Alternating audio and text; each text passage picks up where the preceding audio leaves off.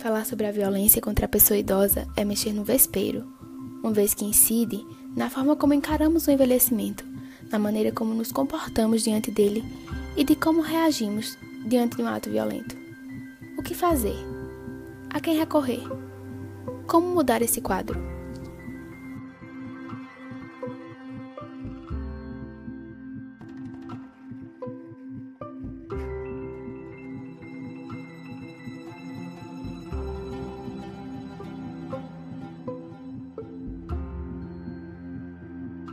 O 15 de junho é o Dia Mundial de Conscientização da Violência contra a Pessoa Idosa. A data foi instituída em 2006 pela Organização das Nações Unidas e pela Rede Internacional de Prevenção à Violência contra a Pessoa Idosa. Porque a maneira como a gente enxerga as pessoas idosas atualmente é uma maneira que está colada, vamos dizer assim, com uma noção do mercado de trabalho. Ao meu entender, as pessoas elas são tratadas de maneira descartável. Como a gente vive uma lógica societal que é pautada pela ética do consumo e, digamos assim, pela lógica da mercadoria mesmo, as pessoas, quando elas saem, elas atingem uma determinada faixa etária e elas não se adequam mais a essa lógica produtivista, elas simplesmente são abandonadas, descartadas, invisibilizadas pela sociedade. No passado bem longínquo, a figura do ancião era extremamente importante nas comunidades mais antigas, mais ditas primitivas, porque ele era o grande sábio. Como não tinha escola, ele era a escola, ele tinha vivido mais e naturalmente ele ia ensinando coisas às pessoas. Quando a gente vai institucionalizando o saber e a sociedade industrial vai precisando de pessoas rápidas e produtivas, a figura do velho vai ficando naturalmente encostada, vai margeando a sociedade. O Disque 100, canal da Ouvidoria Nacional de Direitos Humanos, responsável pelo recebimento de denúncias de violações de direitos, registrou 12.454 denúncias de violência contra a pessoa idosa nos 4 primeiros meses de 2016. Já presenciei grito, falando alto com a pessoa, xingando porque a pessoa estava comendo de mau jeito, a pessoa não queria comer. Em um determinado momento, eu acompanhei alguns agentes de saúde, isso aconteceu já 2 vezes, encontramos o idoso mergulhado em excrementos, mal cheiroso, mergulhado em situação de, completo, uma sujeira tremenda, em abandono mesmo, com fome, realmente sendo maltratado. O senhorzinho estava querendo sair de dentro de casa, mas a filha dele, por causa que ele já é de idade, aí não consegue fazer as coisas sozinho, aí a filha dele cuida dele, a filha e o filho. Aí ela não queria deixar ele sair, por causa que ele queria conversar com os meninos na calçada, ela não queria deixar, ela empurrava ele, empurrava o portão. Teve uma hora que ele estava tentando sair e ela não queria deixar, aí ela foi, pegou no braço dele e rasgou ele com a unha, aí ficou sangrando bem muito. Era o filho agredindo o pai. Não foi uma agressão física, mas aqui também consta. Emocional e social, né? Exatamente. Acredito com palavras, Com palavras de menosprezo. Foi o que eu presenciei. É como se o idoso ele tivesse que ter, como eu falei, um comportamento que agrade a todos. Quer dizer, ninguém consegue entender, ou a maioria das pessoas não consegue entender que os idosos eles têm limites. Aliás, limitações. E quando acontece alguma coisa que desagrada, seja o filho, o neto ou até cuidador, então é motivo de agressão, seja ela qual for, físico ou emocional. Minha filha, quando mataram meu filho, aí ela se achou, podia tudo que queria fazer comigo. Aí pegou assim no meu braço, não era desse tamanho não, era maior. Aí ela pegou assim, ó, encarcou assim e puxou, veio a carne isso aqui. Aí eu, envenenada também, peguei o resto, arranquei. Percebe-se que a maior parte das violações acontecem dentro das casas das vítimas, cometidas por filhos, netos ou outros familiares. E por isso que é uma grande tristeza quando acontece isso com o indivíduo que é idoso. Pessoas que têm uma fragilidade ainda maior.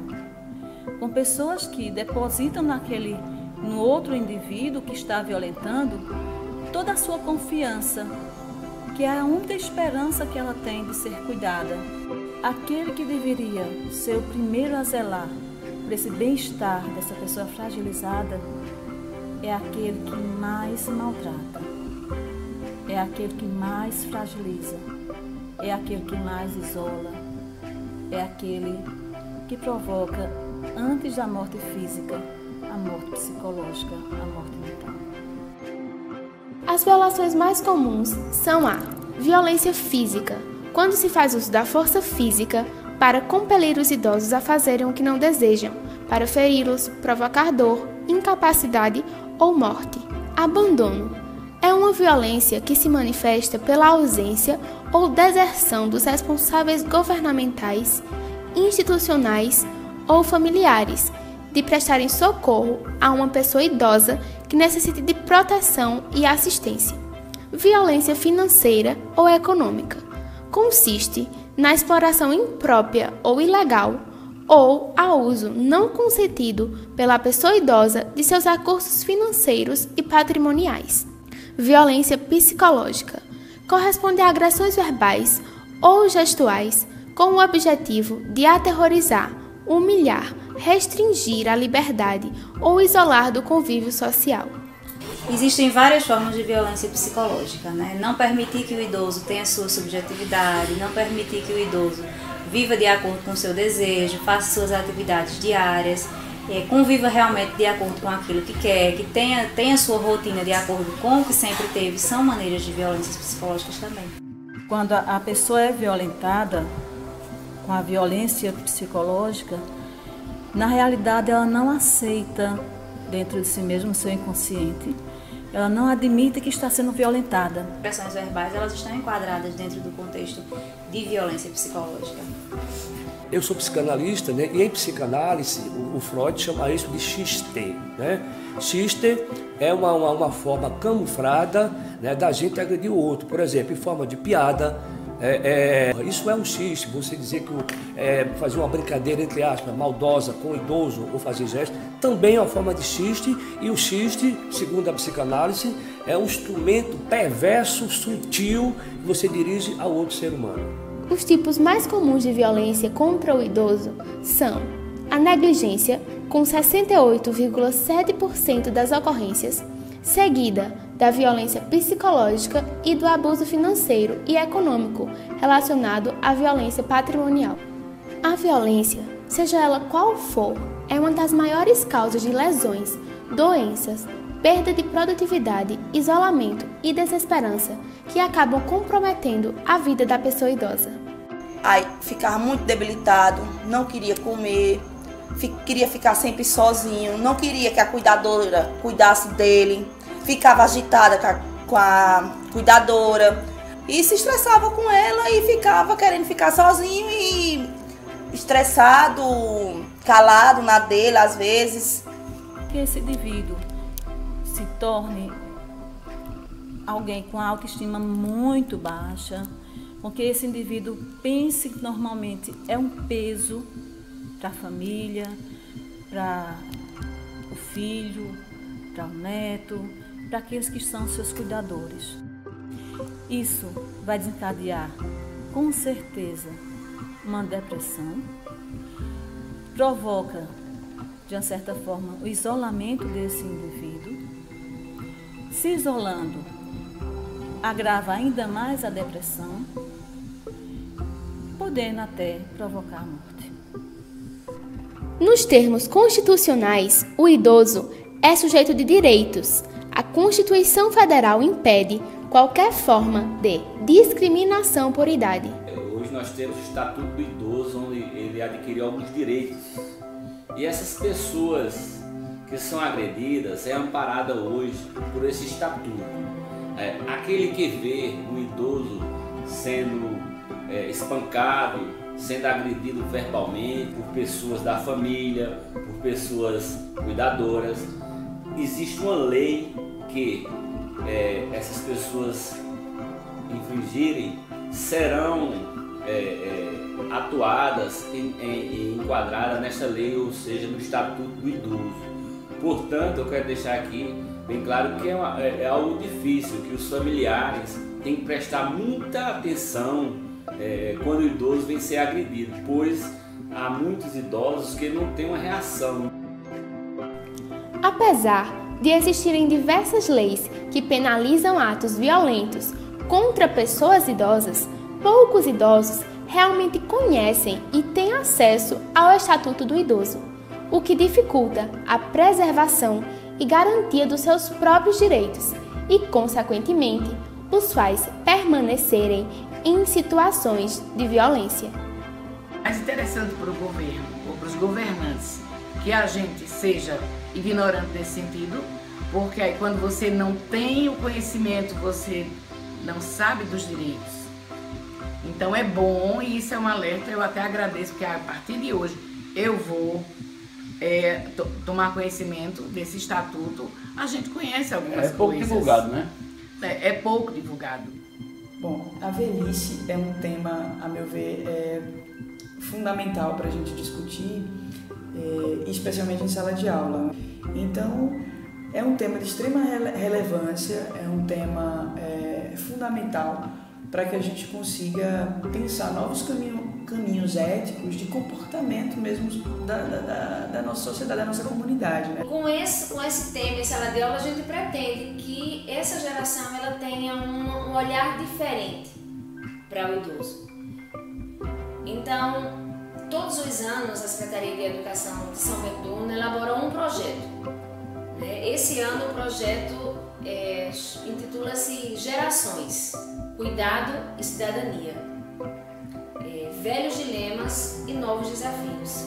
E é uma forma de levar o tema para a sala de aula, estudar o Estatuto do Idoso, estudar o Estatuto da Criança e promover encontro de gerações, para que haja uma perpetuação do saber dos idosos, para que haja um respeito às tradições. E essa é a ideia, levar a família para a escola, levar os idosos para a escola, fazer com que os alunos se sintam sensibilizados com os idosos que estão no abrigo. Porque eu entendo que aquilo que a gente não aprende compreendendo, se sensibilizando, criando uma consciência, não provoca de fato mudança. A gente pode aprender só para superficialidade, tipo, se eu estiver diante de alguém eu me comporto daquela forma, mas quando eu compreendo eu de fato mudo. Então minhas ações no meu meio de convivência, ela realmente se transforma. Quando eu penso um pouco esse tema em sala de aula e tento colocá-lo dentro desse campo de discussão da própria divisão social do trabalho, da própria lógica do mercado de trabalho, eu gosto também de abordar a partir de uma ótica do sensível. E para mim, um livro que é fundamental para que a gente leia um pouco e debata esse tema a partir da ótica do sensível é A Metamorfose, do Franz Kafka, que é aquele em que o personagem principal, o Gregor Samsa, ele acorda um belo dia, de uma noite de sonhos intranquilos, metamorfoseado, transformado num inseto, um inseto gigante. Então esse inseto ele tem as dificuldades de locomoção, esse inseto ele tem as dificuldades de comunicação, e esse inseto ele está passando por uma angústia de que que ele não pode faltar o dia de trabalho. No entanto, ele já não corresponde mais, ele não tem as capacidades e a aptidão necessária, digamos assim, para dar conta daquele dia de trabalho. Para mim é um livro, uma metáfora que o Kafka utiliza para mostrar como, quando o nosso corpo chega a alguns limites relacionados à questão produtiva mesmo, a lógica produtivista, ele vai sendo descartado. E o indivíduo e o sujeito e suas subjetividades entram no estado de sofrimento, porque não pode mais dar conta, digamos assim, dessa realidade. É a forma que essa violência velada tende a aparecer, né? Assim, você está lidando com uma pessoa que provavelmente ela não serve ao capitalismo da forma que um jovem serve, do ponto de vista de produtividade, entendeu? O corpo já não funciona mais da mesma forma, é uma outra fisiologia, uma outra anatomia, né?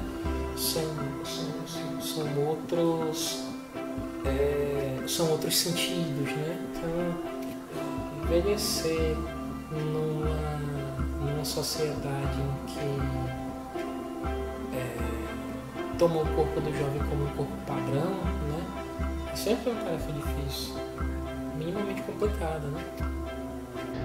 Então isso acontece, as pessoas não se colocam no lugar, não param para pensar. Isso foi aceito na nossa sociedade, na nossa cultura como algo natural. O velho não produz economicamente, então ele não tem palavra, né? Não tem voz ativa. Além da dificuldade encontrada na garantia dos seus direitos, as pessoas idosas continuam sendo submetidas a uma série de desrespeitos. Para mudar esse quadro, nada mais eficaz do que uma escola que se preocupe com os problemas sociais e que busque resolvê-los dentro e fora da sala de aula. Então essa é uma discussão que a gente precisa fazer sim, dentro desse contexto mais amplo, dessas relações que se dão e dentro dos contextos menores do microsocial, da nossa casa, da praça que a gente visita, dos lugares que a gente convive. Então a informação, o debate, a educação lá na família já para as crianças e a continuidade dessa informação na escola são instrumentos fundamentais para combater esse tipo de preconceito e de ação perversa. Combater a violência nos parece algo altamente complicado. Por isso, o nosso ponto de partida é entender, de uma vez por todas, o que é envelhecer. E depois disso, estaremos aptos a preservar e respeitar o nosso próprio futuro e o passado das pessoas mais velhas. Quando a gente pensa na velhice, na sociedade contemporânea, a gente pensa no descarte da vida. Então, toda a experiência que está guardada no decorrer do tempo, né, da pessoa idosa, né, toda a experiência, toda a sabedoria que carrega aquele corpo já envelhecido, é uma poesia que é descartada, né, uma experiência que é descartada, uma sabedoria que é descartada. Então, no frigir dos ovos, nós descartamos as nossas próprias vidas. Né? Porque a pessoa idosa não é uma coisa que tem que ser descartada, é um ser humano. Né? Um ser humano que mesmo com a idade avançada, o corpo pode estar realmente cansado, desfigurado, mas a alma continua viva. Tomar consciência da nossa humanidade, que isso faz parte da nossa humanidade, solidariedade, não como uma palavra, mas como uma ação efetiva, compaixão, não como uma palavra, mas como atividades.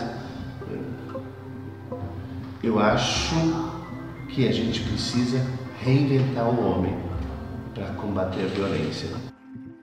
Aquelas pessoas que nos deram tanto amor a vida toda, aquelas pessoas que a gente sabe que dedicaram a vida inteira para o bem do outro, para a construção da felicidade do outro, e muitas vezes são passadas despercebidas.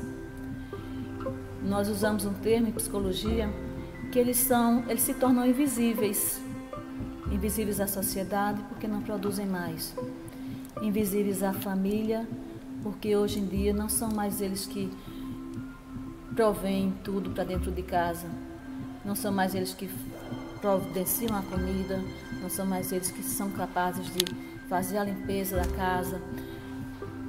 Invisíveis porque hoje eles precisam de mais atenção. Invisíveis porque hoje, se você os deixar quietinhos no canto, eles não vão falar nada. Invisíveis porque hoje, se você os deixar lá, envolto em seus excrementos, eles não vão reclamar. Invisíveis porque hoje, se você os deixar com fome, com sede, eles vão morrer ali. E se brincar, você nem vai perceber. Porque eles não fazem barulho. Eles não gritam. Eles apenas precisam de um pouco da nossa atenção.